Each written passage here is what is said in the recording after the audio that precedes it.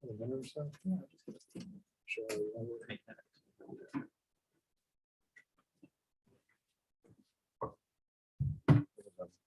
But I have trouble with Porch. Front Front porch. Yeah. Yeah. Mashing Tucker. Yeah. That's right up the road. And people. Yep. Boy, maybe 2 out of 3 of you. Yeah. I'm not really able to wear suit because I still have to wear the brace when I'm walking. I can do it if I'm walking on flat surfaces and indoors like this. And out in the street, I gotta. Because your blood just atrophy so crazy. Yeah, it happens very quickly.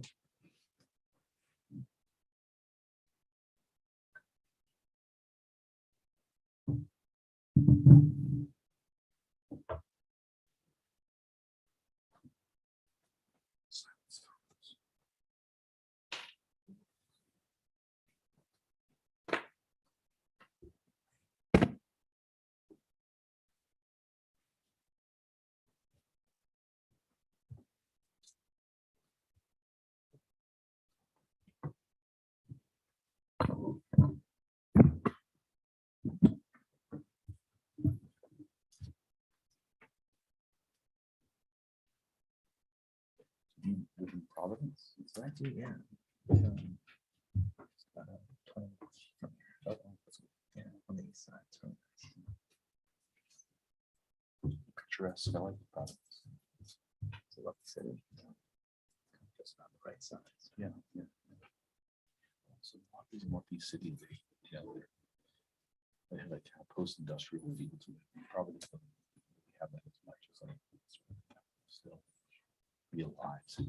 It's got just enough going for it. Yeah, it's not so big. It's industrial. Yeah.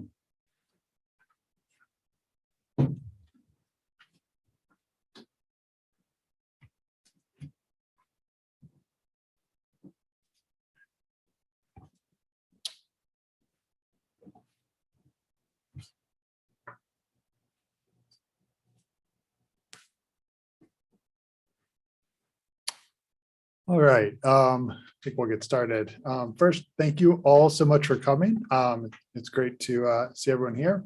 Tonight will be the second event in the speaker series for the fall for the Center for Human Rights and Humanitarian Studies. And we will be discussing complementary approaches to advancing human rights, featuring Ambassador Keith Harper and our own Dr. Adam Levine. So first, I'm going to give a quick introduction to both our participants, and then there'll be a Q&A for about 45 minutes, and then a few questions, hopefully from you all. So Dr. Adam Levine is Professor of Emergency Medicine and Health Services Policy and Practice at Brown University. Dr. Levine currently serves as the Director for the Center for Human Rights and Humanitarian Studies at the Watson Institute for International and Public Affairs. The mission of the center is to promote a just, peaceful, and secure world by furthering a deeper understanding of human rights and humanitarian challenges around the globe and encouraging collaboration between local communities, academics, and practitioners to develop innovative solutions to these challenges. He also serves as the Director of the Division of Global Emergency Medicine at the Warren Alpert Medical School at Brown University. Dr. Levine received his medical doctorate from the University of California, San Francisco, and his Master's of Public Health from the University of California, Berkeley, before completing his specialty training at the Emergency Medicine at the Harvard-affiliated Emergency Medicine Residency in Boston. Previously, has led research and training initiatives in East and West Africa and South and Southeast Asia. Ambassador Keith Harper, a citizen of the Cherokee Nation, is the first Native American to be named a U.S. ambassador, serving as U.S. permanent representative to the UN Human Rights Council from 2014 to 2017. Now partner at General Bullock, Ambassador Harper chairs the firm's Native American law practice. Previously, he represented the plaintiff class of 500,000 individual Indians and served as class counsel in the landmark Indian Trust Fund's lawsuit, Cobol v. Salazar. Ultimately, the case settled for $3.4 billion with a B, representing the largest settlement of a lawsuit against the United States in history. From 2010 to 2014, Ambassador Harper served as commissioner on President Obama's Commission on White House Fellowships. He has also served as chair for Native American policy in the 2008 Obama for America presidential campaign, and then as a member of the Obama-Biden presidential transition team in the energy environmental cluster. Ambassador Harper was previously senior staff attorney and head of the Washington, D.C. office of the Native American Rights Fund from 1995 to 2006. During his tenure there, he also taught federal Indian law as an adjunct professor at Catholic University, Columbus School of Law, and at American University, Washington School of Law, both in Washington, D.C. Ambassador Harper served as Supreme Court Justice on the Supreme Court of the Porch Band of Creek Indians from 2007 to 2008, and as appellate justice on the Mashantucket Pequot Tribal Court from 2001 to 2007. Ambassador Harper is a graduate of New York University School of Law, where he served as an articles and notes editor on the Journal of International Law and Politics, and was a Root Tilden Snow Scholar and a fellow at the Center for International Studies. After graduation, he served as law clerk to the Honorable Lawrence W. Pierce on the U.S. Court of Appeals for the Second Circuit.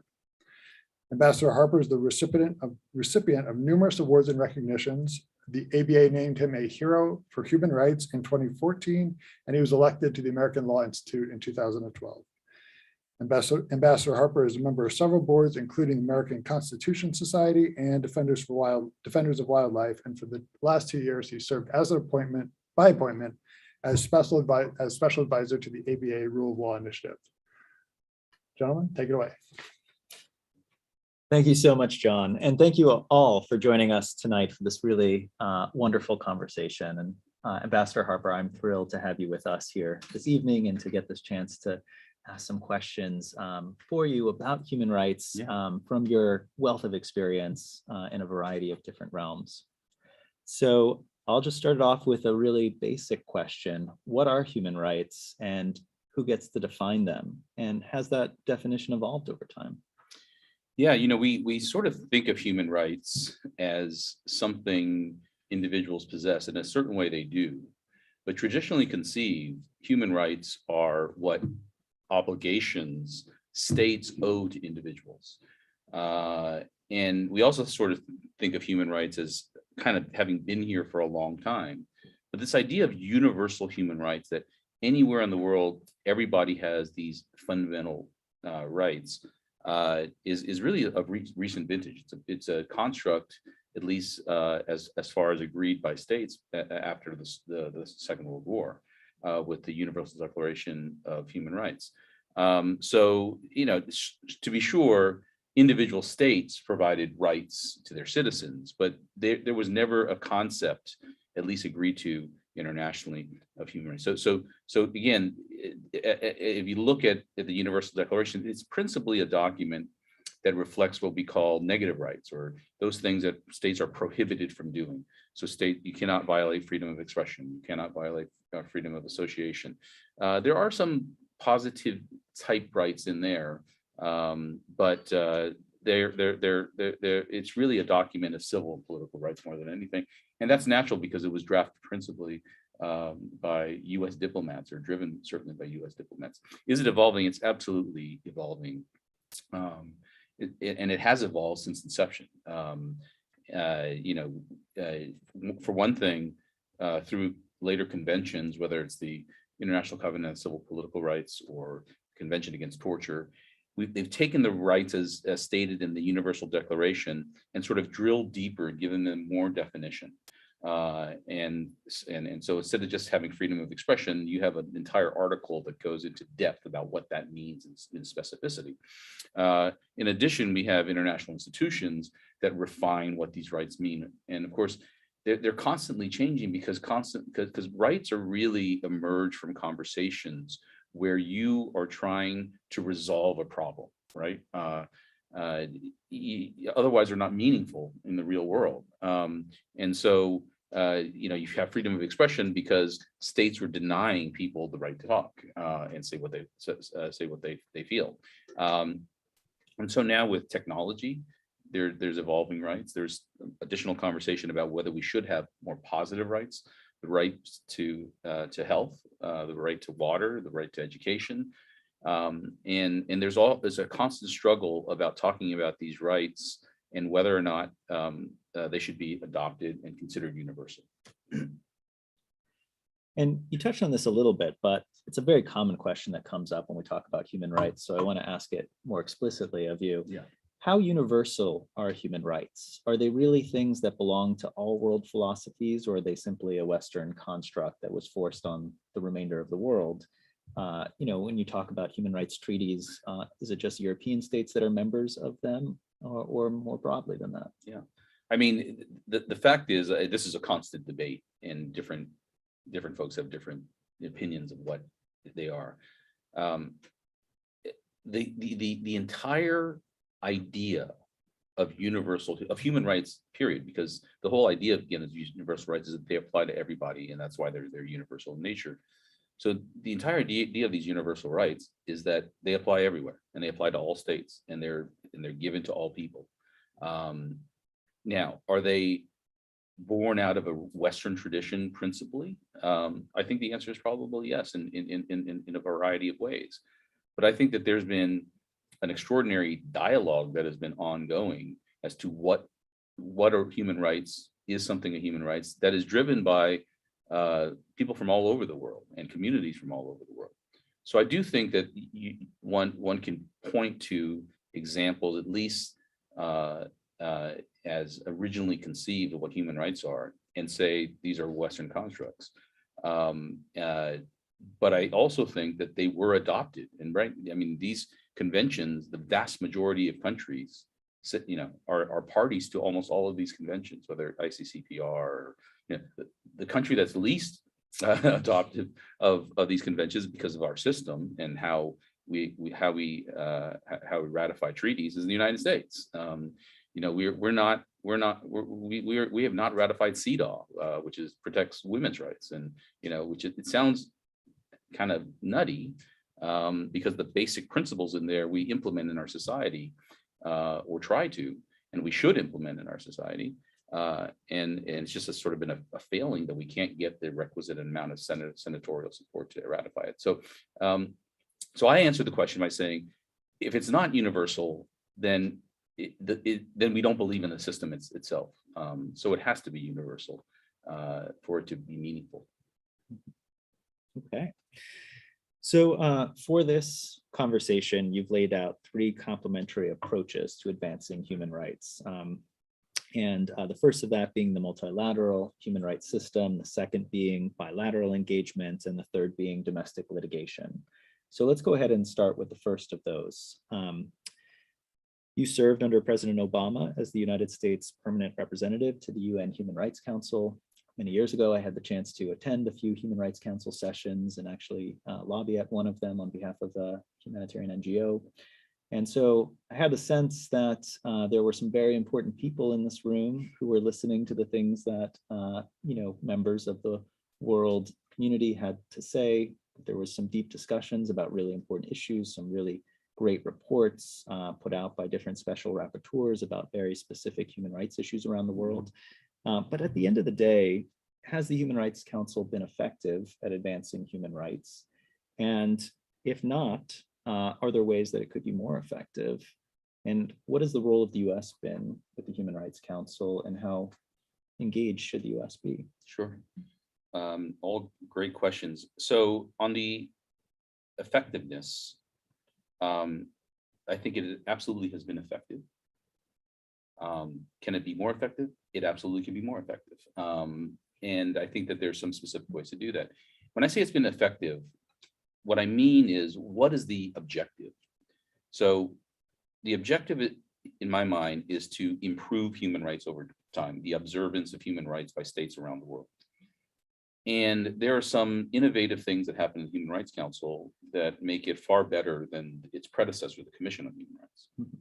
One of those is the Universal Periodic Review, and it's the unsexiest of things, right? Because every country around the world gets reviewed by every other country, and a lot of the recommendations are like, you should ensure that your criminal defendants have lawyers. Well, if a country then accepts that and implements that, that is a dramatic improvement of human rights in their country. But it's not sexy. It's never going to hit any newspapers, right? So when we think of human rights, I think, like anything, we naturally focus on the big issues, the big questions, like what's happening in Syria and how do we stop human rights violations there. But I think that the better approach is just to figure out what are the arrows in your quiver and which ones can you use most effectively. And certainly if you look at the record of the UPR as to recommendations made, it's on the third cycle now, or it might be just started the fourth cycle. It's about every 3 years because it takes to get through all the countries. And what happens is every other country makes recommendations. Some of them are silly, right? I mean, Iran or North Korea, will tell the UK about, some of its human rights, and it's just, so. But you have to kind of separate those out, the silly part out, with those that are real. And if you look at the ones that are real, and you take the recommendations made, the recommendations agreed to be implemented, and then those actually implemented, the record is pretty extraordinary of how much has improved through the Universal Periodic Review. The other thing about it is, oftentimes with country-specific resolutions, because there's two types of resolutions at the council. There's what's called country-specific resolutions, and then there's resolutions that are thematic in nature. So during my tenure, one of our principal objectives was to get a independent expert appointed on what's in UN speak is called sexual orientation and gender identity, and sort of violence and discrimination against those sexual orientation and gender identity, basically LGBTI rights. And we were able to do that. And so what that expert does is it goes out and it does evaluations, it does reports. And oftentimes we in the United States, if we're criticizing a UN report, it doesn't hit our politics that much. But if you go to a lot of countries around the world, a report with the imprimatur of the UN criticizing that country has real political impact, and countries want to avoid it. So, if you take the country-specific reports, there is no doubt in my mind that some of them have had incredible effect. You take, for example, the Commission of Inquiry in Burundi. So 2015, Nkurunziza decided he was after all going to run for a third term, even though the prior Arusha court said he couldn't run for a third term. His puppet Supreme Court said, that's fine, he can do it. And, there were protests, there were a mass response by the state, killing people.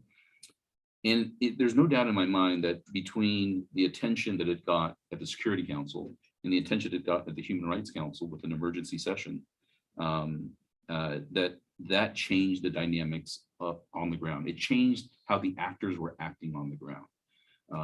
And I don't think that would have happened otherwise. I think another, and the other thing I'd say is we can't look at the HRC in isolation. I mean, we always looked at it as one tool, and we have the bilateral relationship. We have our allies putting pressure where necessary and appropriate. There's sanctions. And then you have these processes at the UN. So I believe that it can work effectively. I think that there are a number of legitimate criticisms of the HRC. And I think addressing those would make it have greater legitimacy and force. One is, I think that there are a number of members of the HRC that are just bad actors. And I just think that hurts the credibility of the institution. I mean, and I want to separate out the difference between bad actors without political will and then those with political will, because I think those are two very different situations. And for bad actors, or not bad actors, but human rights violating states, oftentimes they don't have necessarily the institutional capacity or the wherewithal. And the response should be to aid them in achieving those objectives. And I think we should invest a lot more in that. Really, for the naming and shaming, as it's called, really has to go to those states that don't have political will. And so those states should not serve on the council. The difficulty, it's hard to figure out a way to exclude them. So because they're elected in the General Assembly, and it's ultimately a political decision. Right. Well, as you mentioned, the HRC doesn't operate in a vacuum. So let's go to one of the other important councils of the United Nations, the Security Council. So in 2005, the UN General Assembly adopted unanimously the concept of responsibility to protect, or R2P, which requires states to protect their populations from genocide, ethnic cleansing, and war crimes in general. But most importantly, puts in place this concept that if a state fails to do so, other states have a responsibility to step in and ensure that the state does so. And oftentimes, this is, or actually under R2P, this is the writ of the Security Council to decide when the world community should step into the affairs of a sovereign state in order to protect its population from genocide, war crimes, or ethnic cleansing. Has the UN Security Council done enough to uphold R2P? And when should it be authorizing military force to uphold human rights? How is it supposed to make that decision? Well, your second part of your question is probably the most vexing issue in international affairs. I mean, because what you're trying to decide is on the front end, right, of a crisis, of a human rights crisis. Should you use military force, which itself can create ills? So how do you decide that? I mean, countries struggle with that, alliances struggle with that, and multilateral institutions struggle with that. So what I would say is, like, conceptually, I like R2P. I think it's right. I mean, that countries should have positive obligations to ensure that these extraordinarily bad, we're not talking about ordinary human rights violations. We're talking about gross and systematic. We're talking about war crime. We're talking about, genocide. Should countries have a responsibility? I think the question answers itself. Of course they should. I think the second part, the use of force part, is so tricky. And I think, given the dynamics of the Security Council presently, they certainly haven't used it enough. I mean, there's so many examples, but what happens is that countries are within the geopolitical orbit of one of the P5. And if they are, then they're going to frustrate the ability to use force. And that's what's happened in a number of situations. But yeah, I mean, you look around the world, and Yemen, you look at Syria. So the other, so conceptually, I get it. The other piece of it is where it has been exercised in Libya. It's certainly not clear that the military intervention was helpful in that situation. I think you can make an argument both sides, that it would have been worse without it, because they were just about getting prepared to bomb in civilian centers. But I think you can make a strong argument, or a decent argument at least, that it is at least neutral or potentially worse. So it's one of the issues, one of the things in international affairs, I think, that it's all in the implementation, and the implementation is so challenging because we simply are unable to predict whether the outcome is going to be better or worse. And there's so many examples of that, right? I mean, everybody today, would say to you, we should have intervened in Rwanda. I don't think anybody says we shouldn't have intervened in Rwanda with military force. And it could have been done with a relatively small footprint in light of Rwanda's military. I think that, certainly American decision makers would largely say Kosovo was correct. Libya, much tougher, right? Syria would have been much tougher call. And it's not at all clear what would have happened given the multiplicity of players in Syria, and what happens if it leads to sort of a greater footprint for ISIS. So I'd say that again, it's a good attempt to conceptualize. We have to now get to a place where we're trying to identify factors that will enable us to better predict when that military intervention is going to be successful. And I just don't think we've had that conversation effectively yet. It's interesting you mentioned Libya. I was actually in Misrata in 2011 running a trauma field hospital during the NATO no-fly zone intervention there. And it's interesting to me because while I was there, I didn't meet a single person who wasn't thrilled about ousting Muammar Gaddafi and a single person who wasn't supportive of the UN Security Council's decision to intervene militarily in that conflict. But then now, kind of talking to colleagues there years later, they're not so sure anymore. And so when the individuals in a country who are actually affected by the conflict can't decide whether outside military intervention was a good thing or a bad thing, it makes it really hard for the world community to decide. Yeah, I mean, what is the lesson? You're exactly right. So what is the lesson learned of Libya, right? I don't know. It's not clear.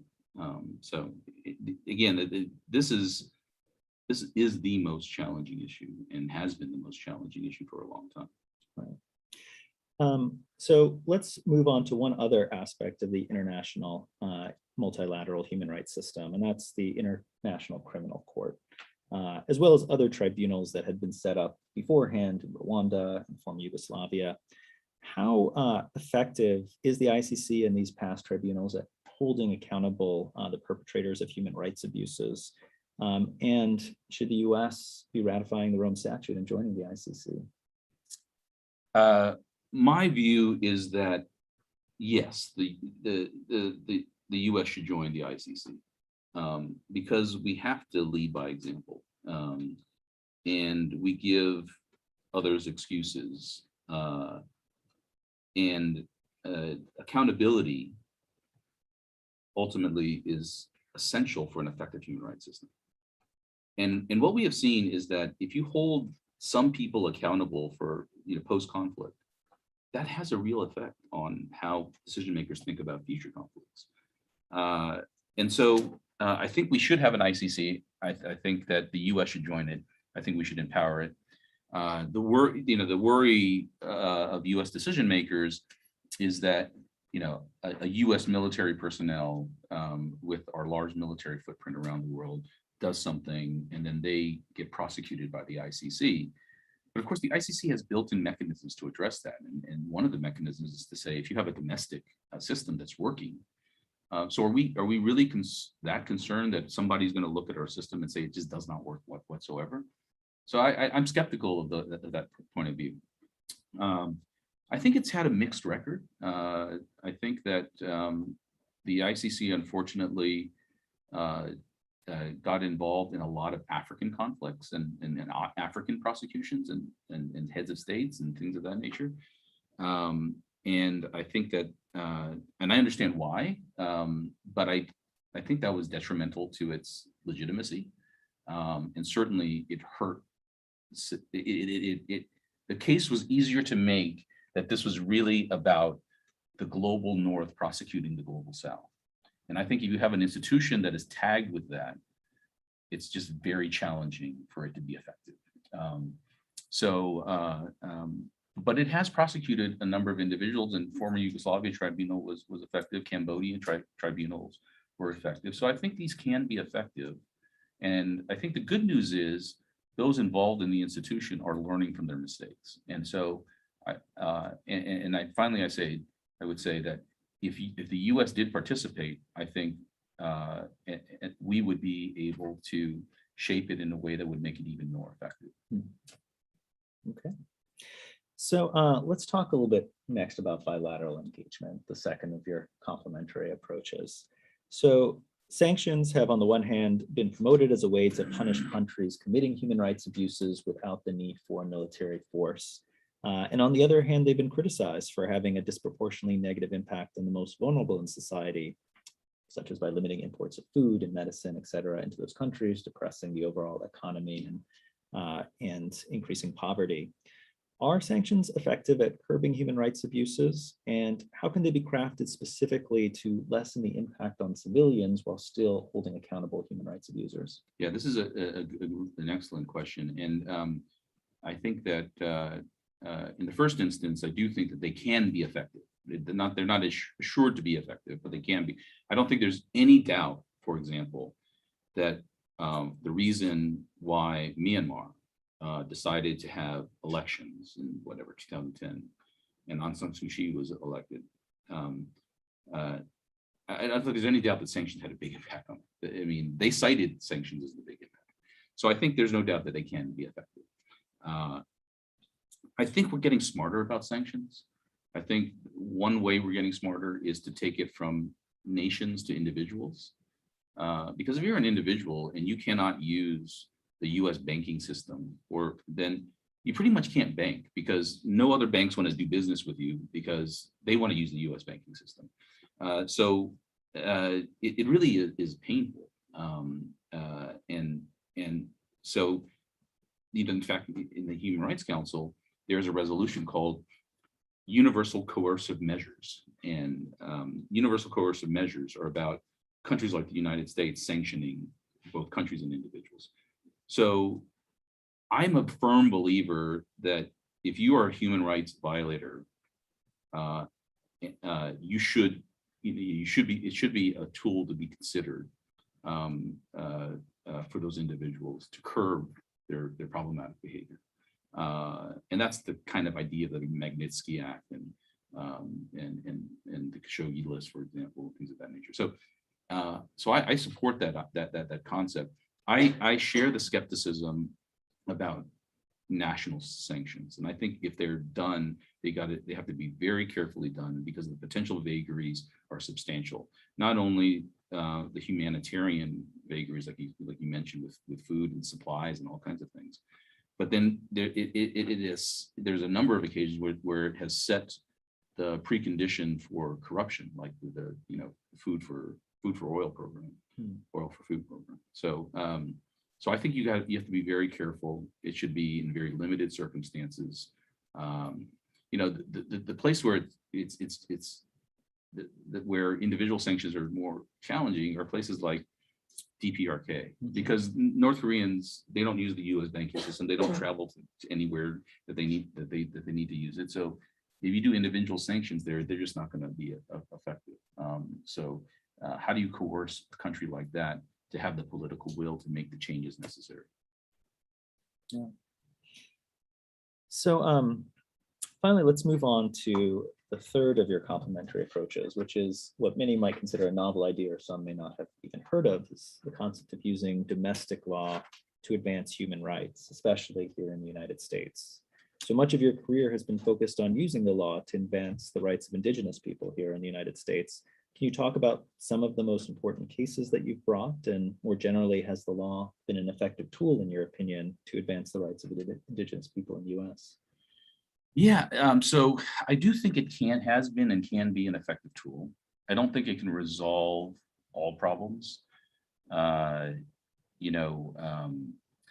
You take, for example, the case I litigated, which is the Cobell case that settled. It was about the mismanagement of, because Indians own land in the United States. If they're trust lands, they're considered held in trust by the United States. So the United States acts as a trustee of the lands, but also the money. So if you say have an oil and gas lease, you don't get paid directly from the oil company. It goes through the system of the Department of Interior, and that's how the individual Indian gets paid. Well, that thing has been a mess for generations. And so we brought a suit and sought an accounting, and anyway, that's the one that settled for the $3.4 billion. But I would say that the actual losses suffered over the 100 years of this trust were far, far greater than the $3.4 billion. It's a measure of justice. And so one of the things that courts don't do very well is they don't deal with historical wrongs very well. So, we're having this ongoing conversation in the United States about reparations, for example. That can't be dealt with through a court system. It's not the correct institution to deal with that. It has to be a political, I think, reality. And same for some historical things vis-a-vis Indian country. But yeah, I think on a whole panoply of issues, litigation can be a very effective tool, and has proven so. Some things that some examples that come to mind, hunting and fishing rights. So a lot of Indian treaties were negotiated, and they said, okay, we're going to cede all this land, but we still get to hunt and fish in these lands. And there's been a lot of litigation about what does that mean. In the Pacific Northwest, the treaties say usual and accustomed places where they can fish. Well, that has meant that 50% of the annual take of harvesting a fish and shellfish in the Pacific Northwest goes to tribes and is co-regulated by the state of Washington and the state of Oregon. So that's a substantial right. It has economic benefit. And it's something that enforces a treaty that's 150 years old. So I do think that there's a full panoply of rights that can be enforced through the courts. The other thing I'd say is tribes have become increasingly effective in working with Congress to pass laws that also protect rights, like the Indian Child Welfare Act. We also have in the United States, not unlike a lot of countries, really this extraordinary violence against indigenous women. In the United States, the racial gender category that has more violence than any other is Native American women. And unlike all other categories where the principal perpetrator is of the same race, for tribes, more than 50% of perpetrators are non-Indian. And so making this case to Congress in, I think, 2013, 2012, Congress passed the reauthorization of the Violence Against Women Act. And for the first time, it granted jurisdiction to tribes to prosecute non-Indians as well as Indians on the reservation. Tribes could already prosecute Indians, but not non-Indians. And so this changes that.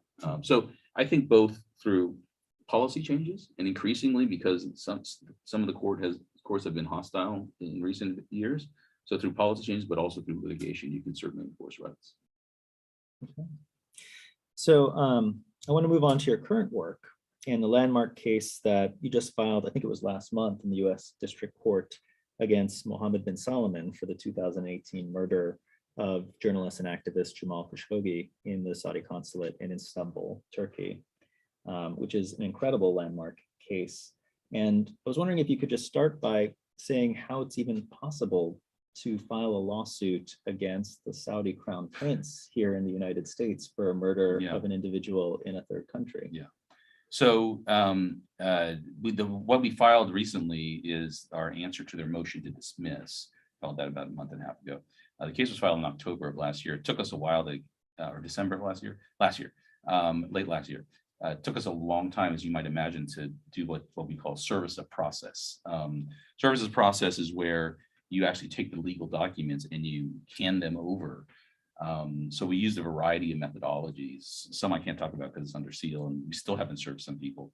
But we were able to serve Mohammed bin Salman and a few others, and so the case is off to the races. He was the most important one to serve, obviously.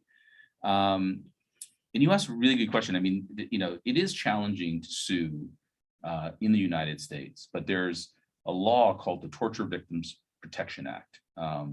And this law actually allows you to sue for torture and for extrajudicial killing. And it's been interpreted broadly. In order to get jurisdiction, there does have to be some kind of US link. And here, we've argued that there are two links.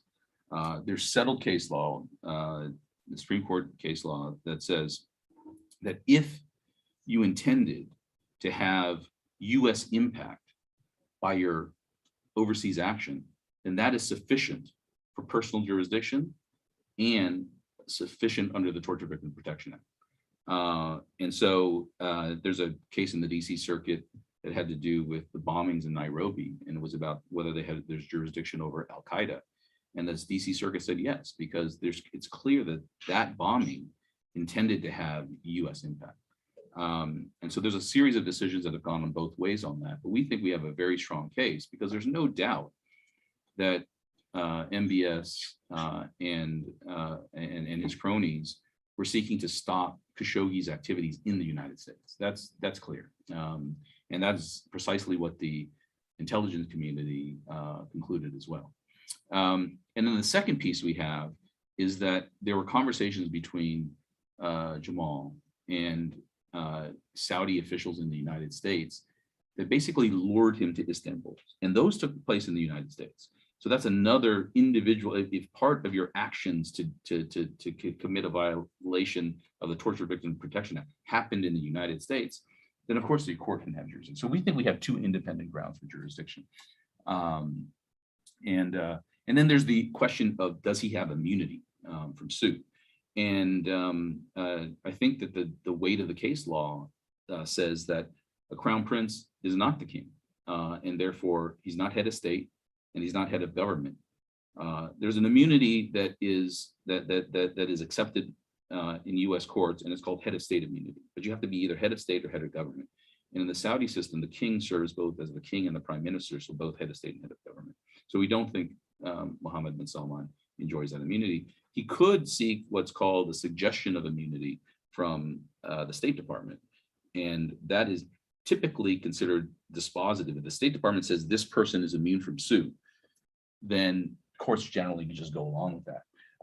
But he did not seek that in a different case called they did seek it in Al Jabri, a different case against MBS.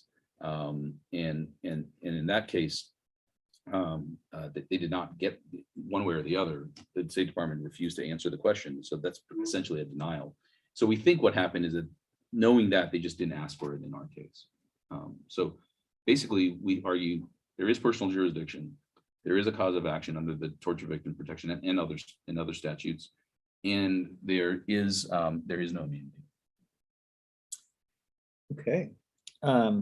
So before we open it up to questions from the audience, I wanted to conclude a little bit on a more personal note. We have a lot of students in the room, and I was wondering if you can tell us a little bit about your own pathway into the field of human rights.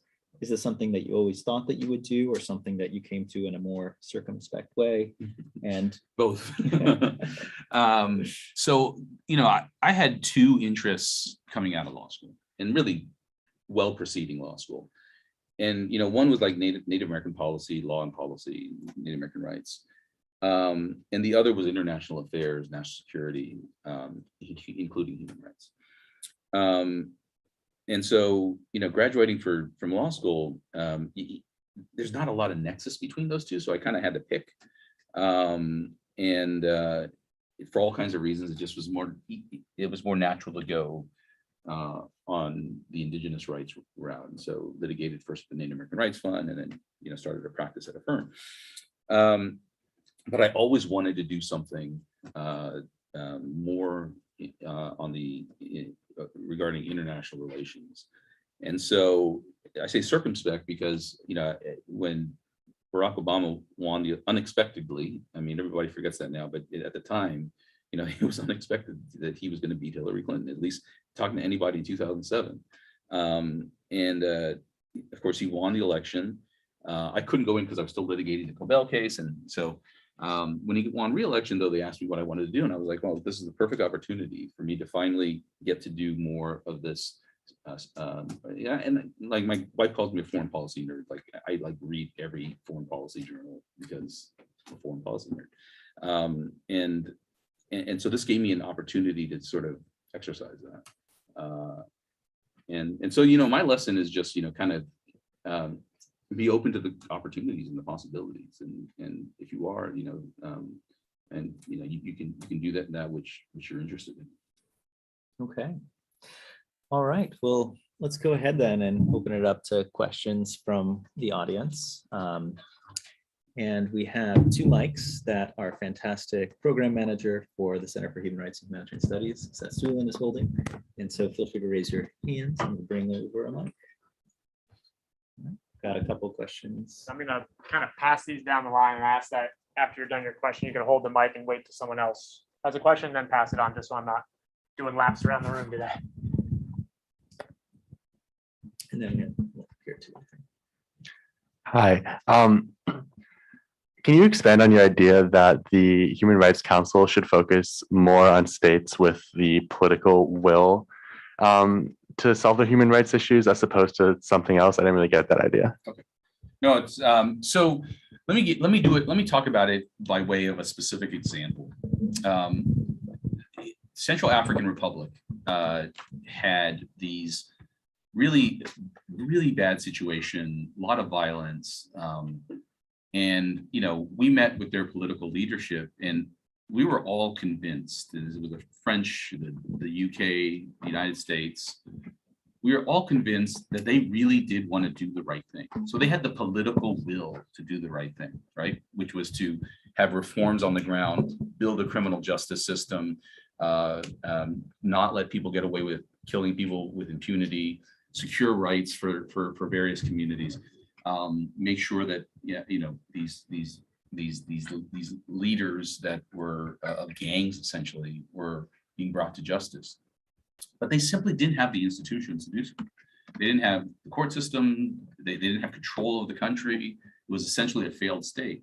So in that kind of situation, to me, it always seemed kind of useless to just kind of attack them and say you're violating human rights, because you're not accomplishing anything. The problem is not the political will. The problem is not having the institutional capacity. The problem is not having the resources to do the right. And I think I always try to separate in my mind that kind of situation from, say, Eritrea, where you have a leader and a government that just grossly and systematically violates human rights across the board. You speak out against him, you're probably going to get kidnapped and killed. That's a situation where we can't just help them build institutions, because they're not going to. They don't have the political will in order to actually implement those things. And so that's where we need a different kind of approach. And the approach that the Human Rights Council has at its disposal is basically what is often referred to as naming and shaming, which is like, we're gonna do reports on you, we're gonna document your human rights violations, and we're gonna tell the world with the imprimatur of the United Nations just how bad of an actor you are. And so some people say, well, does that work?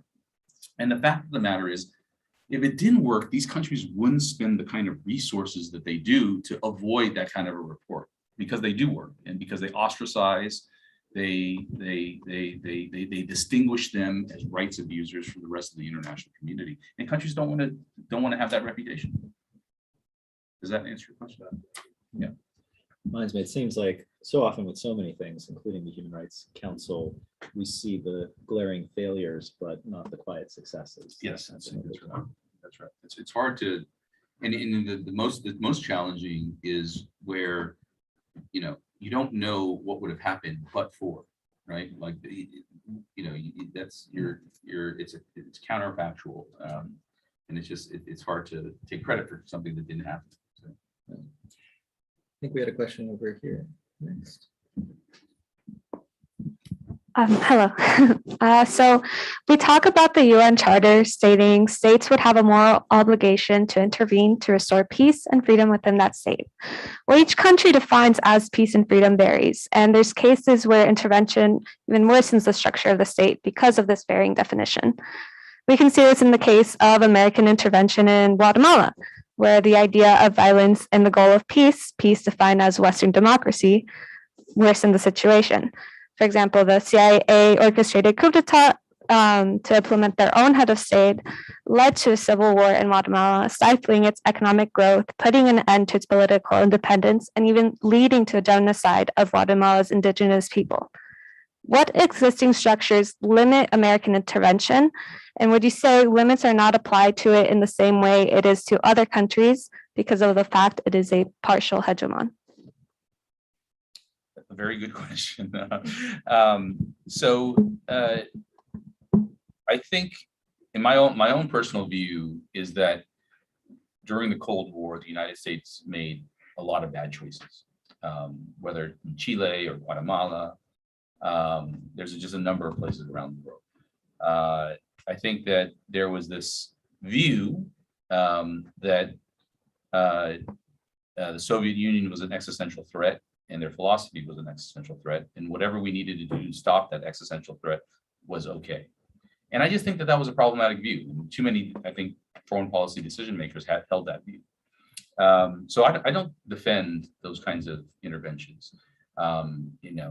Especially when the purpose is to undermine a democratically elected. There's no doubt that Allende, for example, was democratically elected, right? He just didn't have the policies that were consistent with the policies that we thought were important at the time. When I say we, I mean the United States. So, I I think that I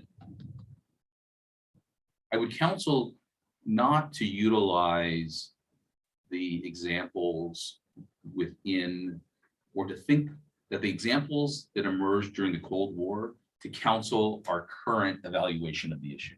Because I just think that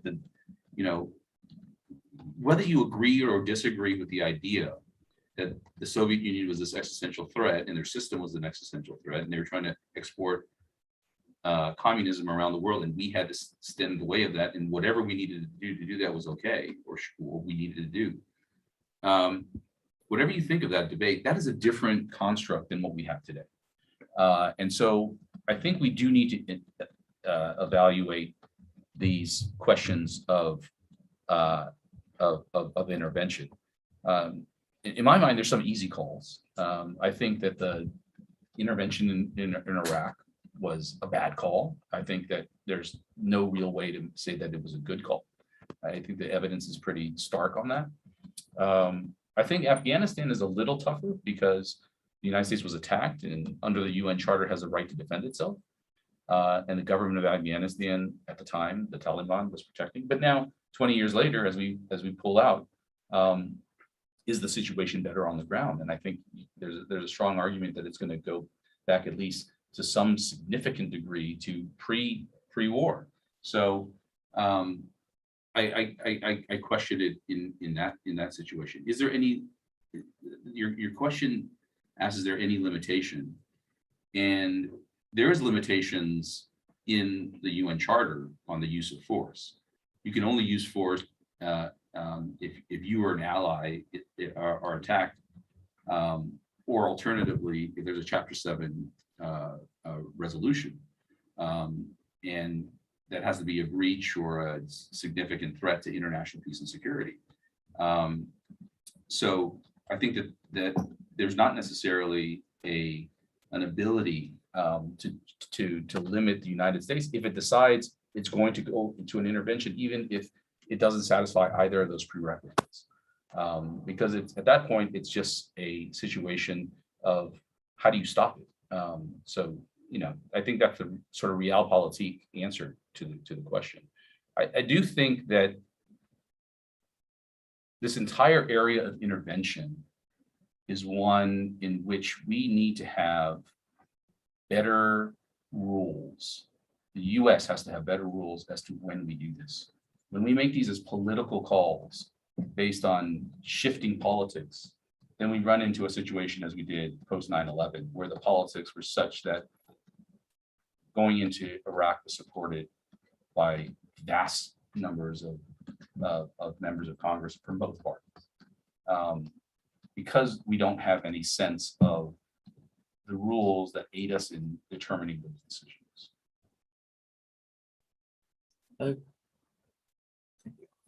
We have one question over here. Yeah. Hello. Whoops. First, I'd love to say thank you so much for your time and being here. This has been incredibly enlightening.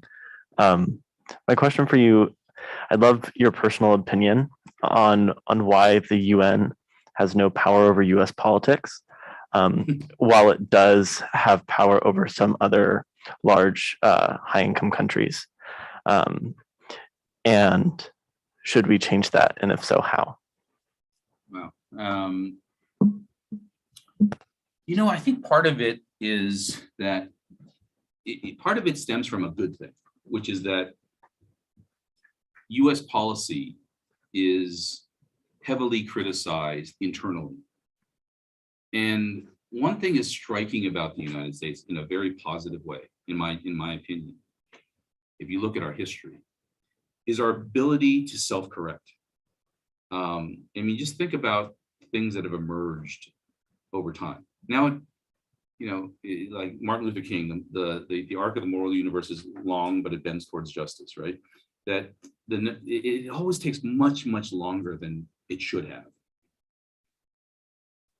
But because of that capability, I think that things like UN institutions adding its voice of criticism just don't have the same political impact because we're already having a robust debate here in the country. Look at what has happened with the debate on the use of violence by police against certain groups, particularly Black people. And that the same kind of energy, political energy, is less likely, and in the countries where the UN has the biggest impact tend to be countries that are autocratic, so they don't ever hear criticisms. So if you do hear criticism by the UN, then that's a significant change in the political dialogue because they're otherwise not criticized at all. And they tend to be thin-skinned because they're not used to being criticized, where, as you know, think about how we criticize our politicians here. So I don't know if that's a complete answer to that. It's just a dynamic that I saw. And that if a UN report were to criticize the US for one thing or the other, it just didn't have that much weight in our internal dialogue. Should it? I wish it would. I think that, but I think it's something so deeply cultural here that I just don't think it ever will. And I think the other thing I'd say is there's a deep skepticism of the UN in the United States that is not shared by the rest of the world. So that's another driver for why we have that reality. It's ironic from the country that invented the UN. Right, exactly. Over here and then over here next. Hi there. Thank you so much for sharing your fascinating perspective. My question is, of ongoing global human rights abuses, what is one instance that you believe to be critically overlooked, and what policy recommendation might you have? And also, second, do you believe that the US could ever ratify CEDAW? Thank you. I think there can be a political reality where we ratify CEDAW. I'm, with reservations and that kind of thing that we normally do anyway. I can't predict when that will happen, but the other thing is we're not very good at predicting. I remember we were invited by so there's this tradition at the council that the president of the Human Rights Council would invite people to their home country to have a 2-day, 3-day meeting. And so the German ambassador invited us to Berlin, which by the way is an awesome city. So one of our favorites. So we were in Berlin, and part of it is they were doing a tour of Berlin, and we went past the wall, and his name is Joachim Rucker. I said, Joachim, you were here because he was in Berlin a couple, 3 or 4 years prior to the fall of the Berlin Wall. And I said, when you were there in that time period in the mid to the late 80s, when did you think this wall would fall? And he said, not in my lifetime. And I think that just tells us that we don't know until things happen, and things happen even when we don't have eyes on them. So we're not very good. We're not very good at predicting. And so I'm going to, hope springs eternal that the Senate will finally get its act together and ratify CEDAW. What was your first question again? Just quick, 2 seconds. An ongoing and overlooked human rights abuse. Wow.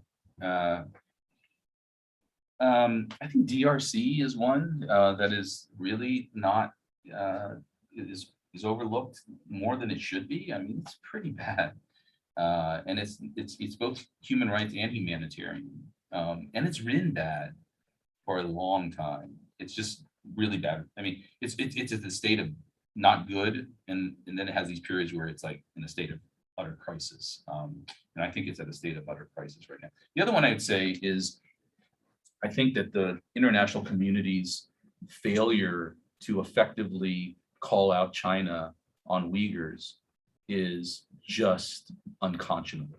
And we are going to look back at this period. We're going to look back at this period, and we're going to say, this is another time when the international community utterly failed with gross and systematic human rights abuses were happening right in front of us. Thank you. You had a question here?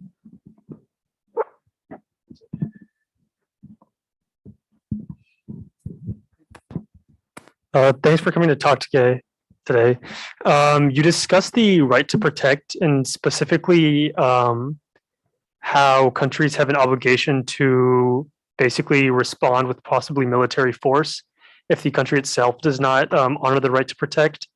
And you also discussed specifically how it's considered by many that China is either committing a genocide or taking steps towards committing a genocide against their Uyghur population.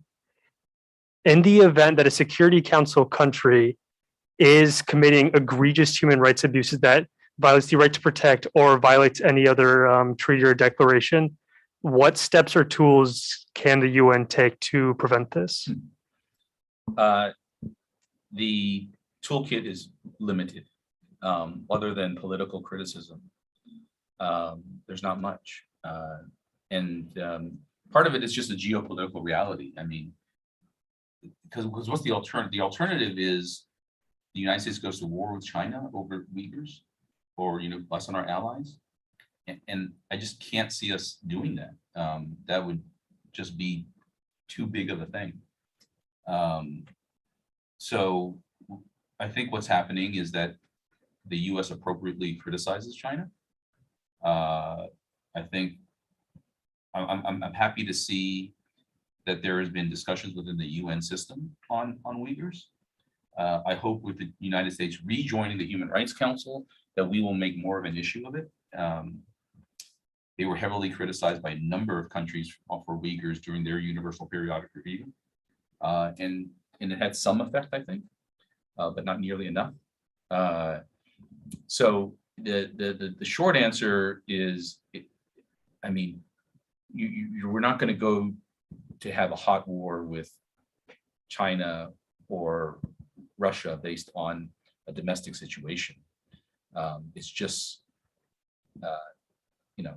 because of the consequences are just too significant otherwise.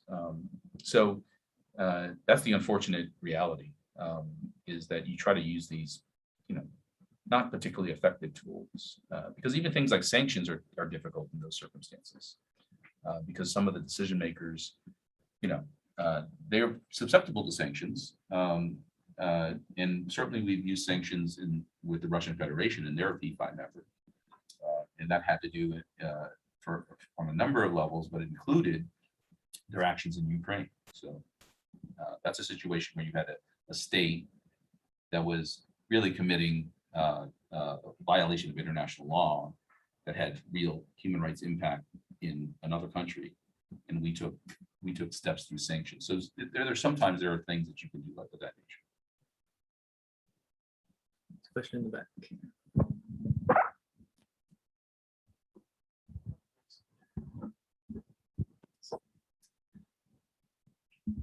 That one over to you. I'll let you take this one coming on, and then we have another.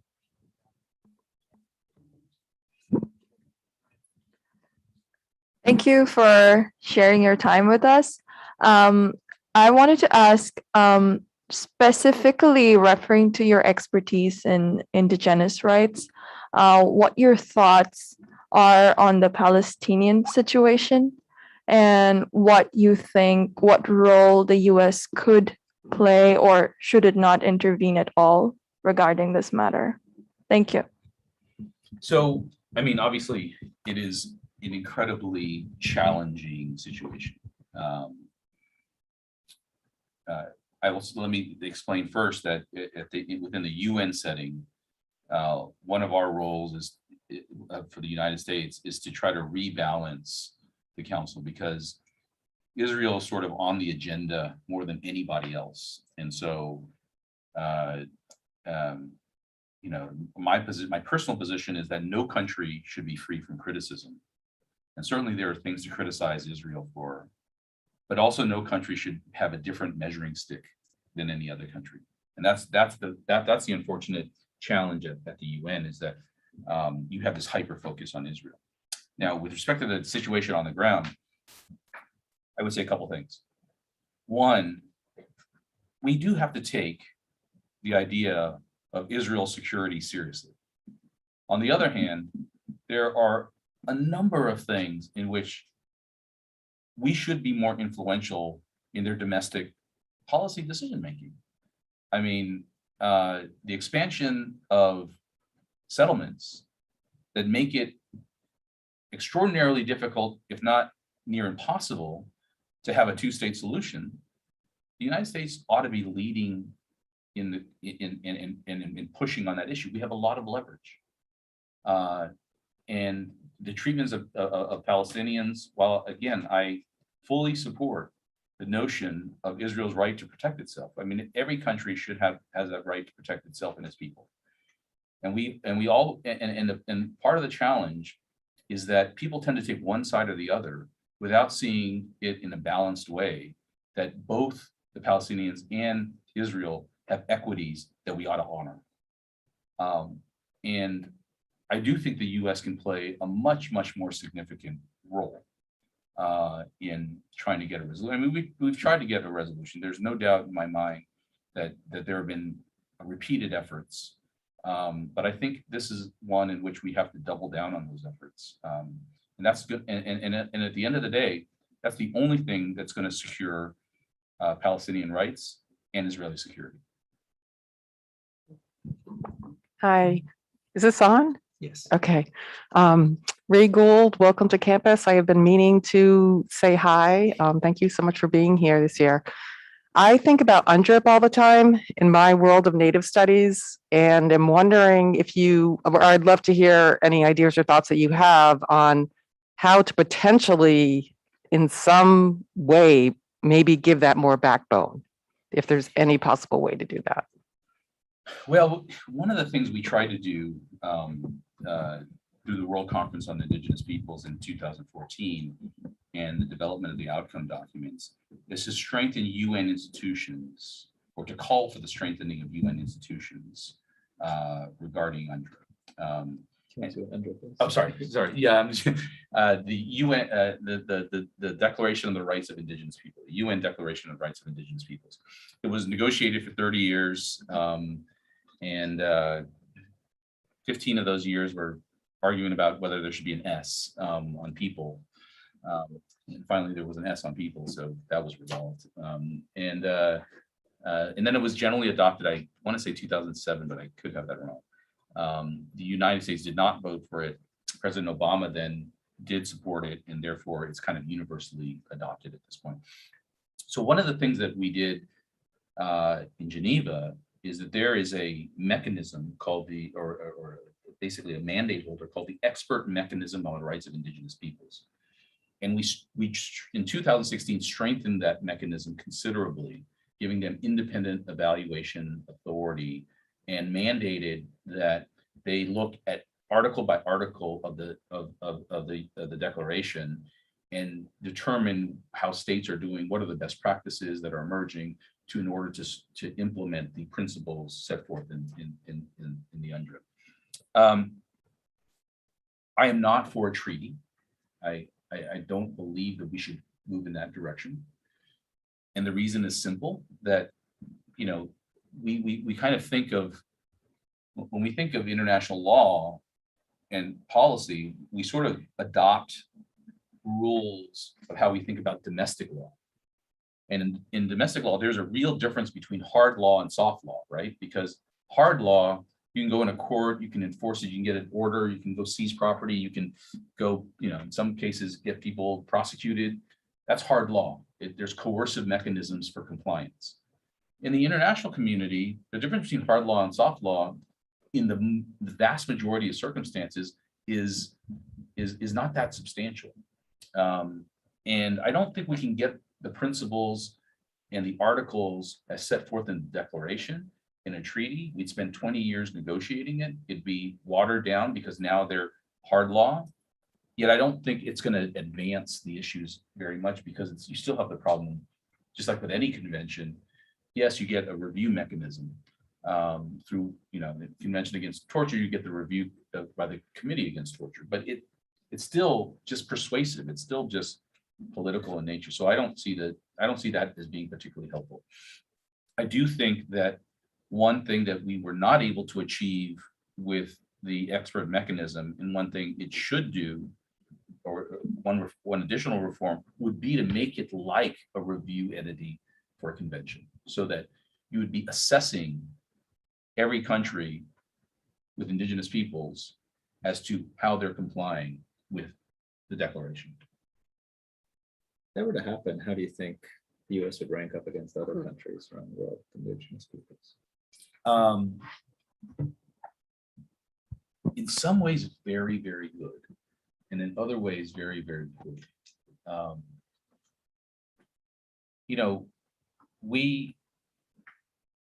and I spent a career criticizing some US policies on Indian rights, but I don't think there was any country around the world that would pass a law that said indigenous courts can prosecute non-indigenous peoples. It just wouldn't happen. I mean, the Maoris don't even have courts. The Canadians don't have courts. Most indigenous communities don't even have courts.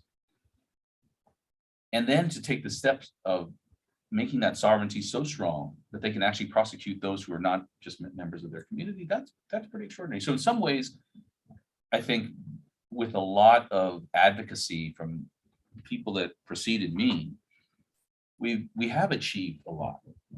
Indian Child Welfare Act, for example, which makes it very challenging to break up an Indian family and to adopt them out of the tribe, which is good because prior to the Indian Child Welfare Act, 25 to 35% of Indian children were, depending on the reservation, were being adopted out. So, and if you look at since in this what we call the era of self-determination, which started with Nixon in 1970, if you look at how things have developed since then, tribes and tribal communities are certainly existing challenges, but tribes are better off today, and their communities are better off today than they were 10 years ago. And 10 years ago, they were far better off than they were 10 years prior to that. And that goes all the way back for the last 50 years. So I think the trajectory is in the right place. I think there are certainly policies that deserve to be shifted. I think but I think that the ongoing conversation is a healthy one. And so by and large, I think we stack up fairly well. There are some countries like the Nordics and the Sami, for example, that they do better, but they do better on most human rights stuff than we do. So it's not particularly surprising. They have it built into, I think, their political systems in ways that we have, but we don't. Does that answer your question? Just thinking earlier about the question about state intervention, and then also your earlier point about reparations. Do you think that the United States currently holds any financial or social responsibility to pay reparations to countries that may have suffered some sort of unrest after American intervention in those countries? Wow, that's a good question. I haven't really thought about that question much. I certainly support domestic reparations. I think maybe it just depends on the circumstances. And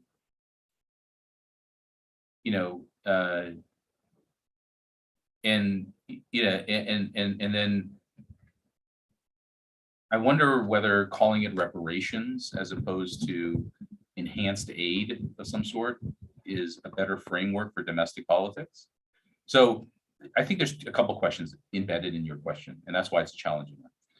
One question is whether we should do it. The second question is, if we do it, how do we do it, given domestic politics that have to be part of that conversation, right? We need to, if you're going to want to do it, you're advocating, you've got to convince people that it's the right thing to do. And that, if you call it reparations, and this is why the reparations from slavery has been such a fraught conversation, even though by any moral consideration, to me, it seems fairly obvious.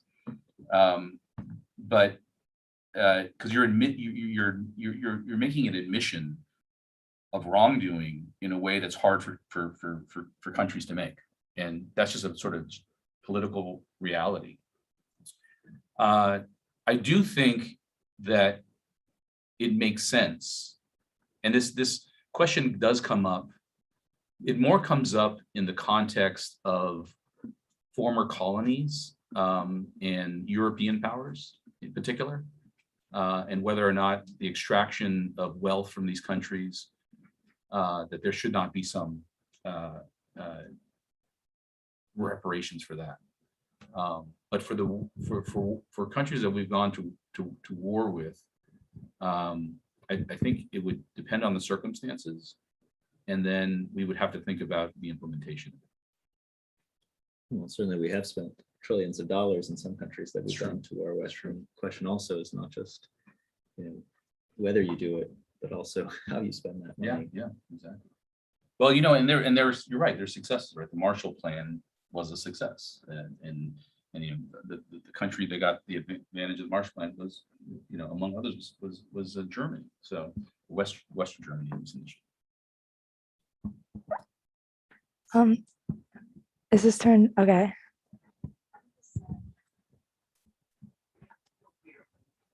Okay, sorry. So again, thank you so much for being here. So my question is, there's emerging terms of digital colonialism and also oppression. And so with emerging technological capabilities like surveillance, how can councils and states recognize human rights abuses that are perpetuated by technology? And what are your top concerns about this? Yeah, right. So I'm a Luddite, so I don't like thinking about technology. I'm a technophobe, but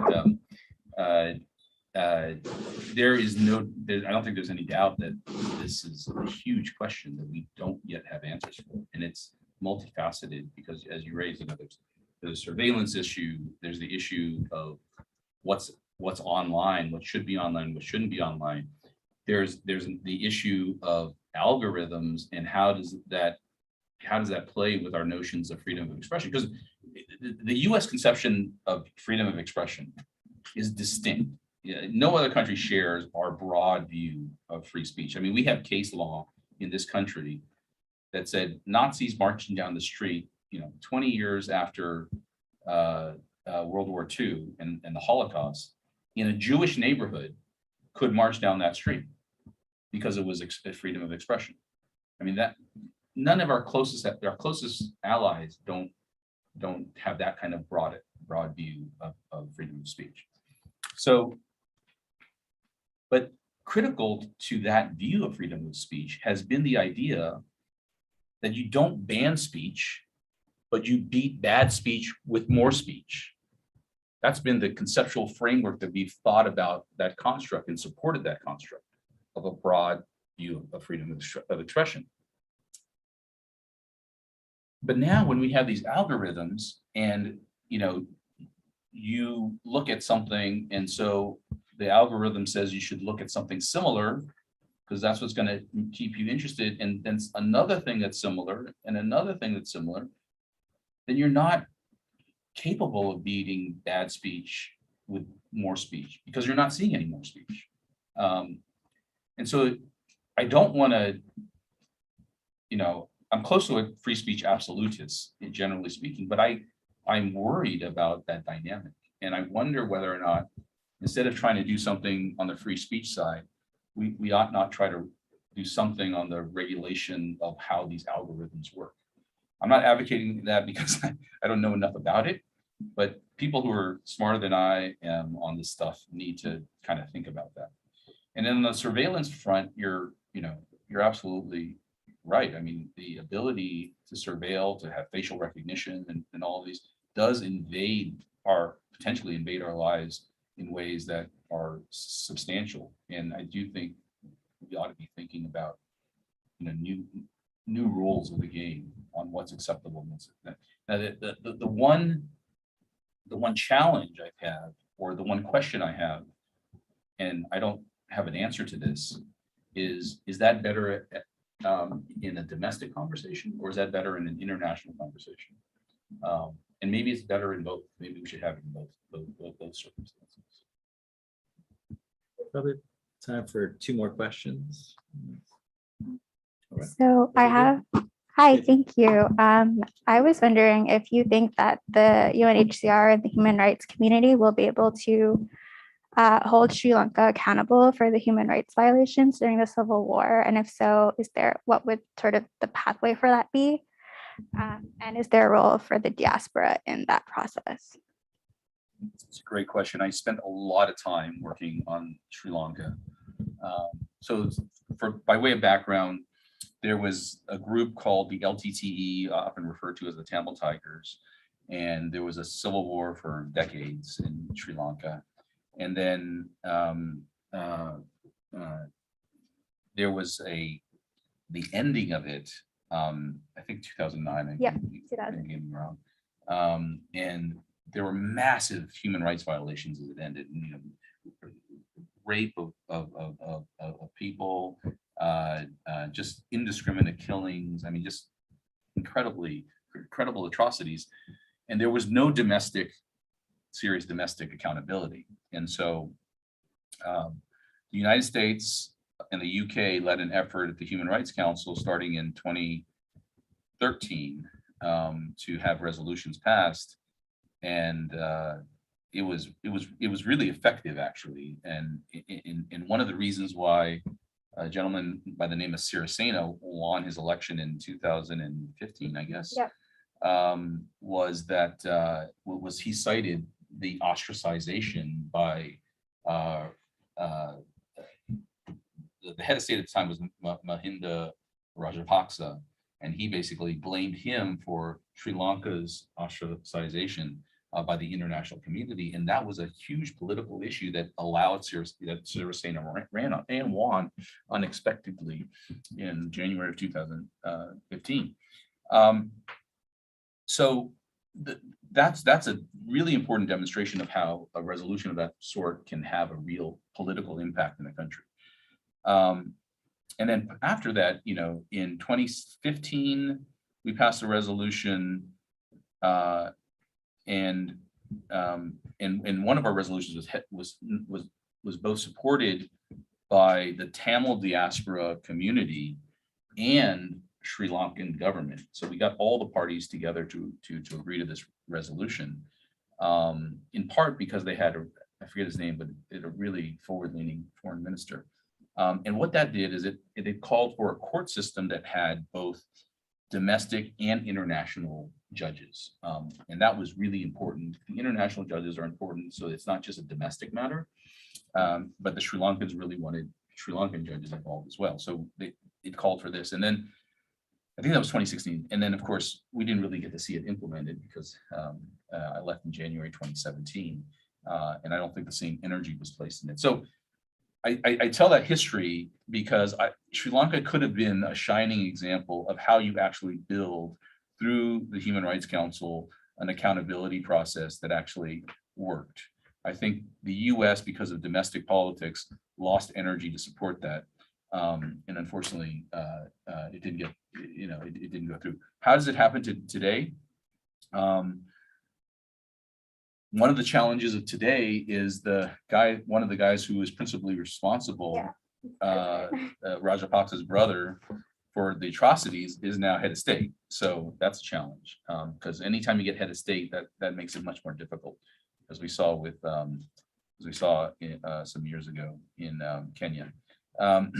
So I don't exactly know. I think there may be another effort to revitalize that and actually build this court that can then try some people. And even if you can't get the head of state, at least you can prosecute some of the other key leaders.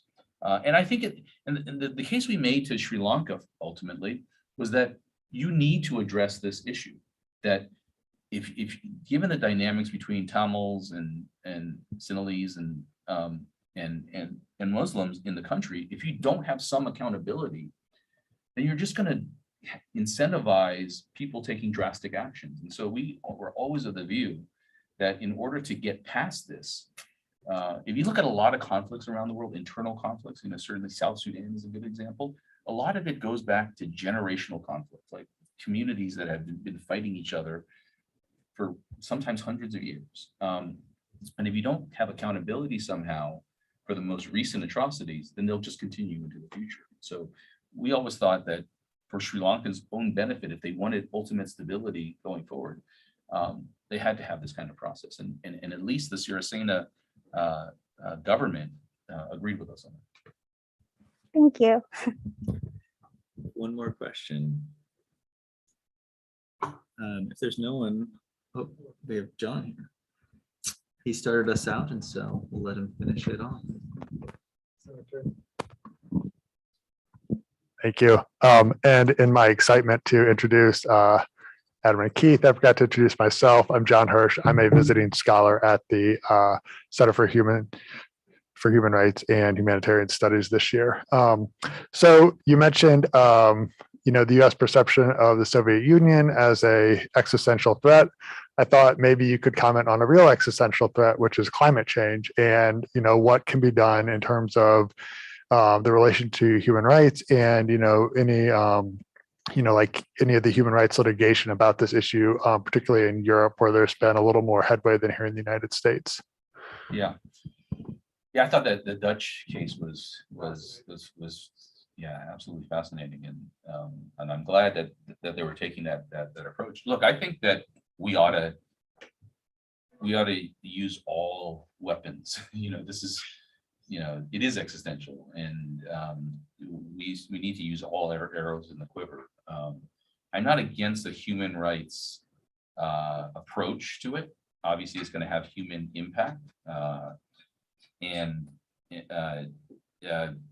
but I guess I would ask the question a little bit. The other question is that, and I don't have it settled in my mind, is that going to be the most effective approach? We oftentimes talk about goals paradigm versus rights paradigm, and goals paradigm, like the Sustainable Development Goals, can often have some benefits because they depoliticize an issue, and they just say everybody's going to work together to achieve this goal, which is whereas human rights is often an issue of criticism. You're undermining human rights, and so the question I would have is, are we advancing the conversation to a greater degree by having it as a human rights dialogue rather than the present one, which is, the Paris Accords is a goals dialogue. And I don't know the answer to that question, but that would be the question that we have to litigate, I think, in order to understand what, because I think there are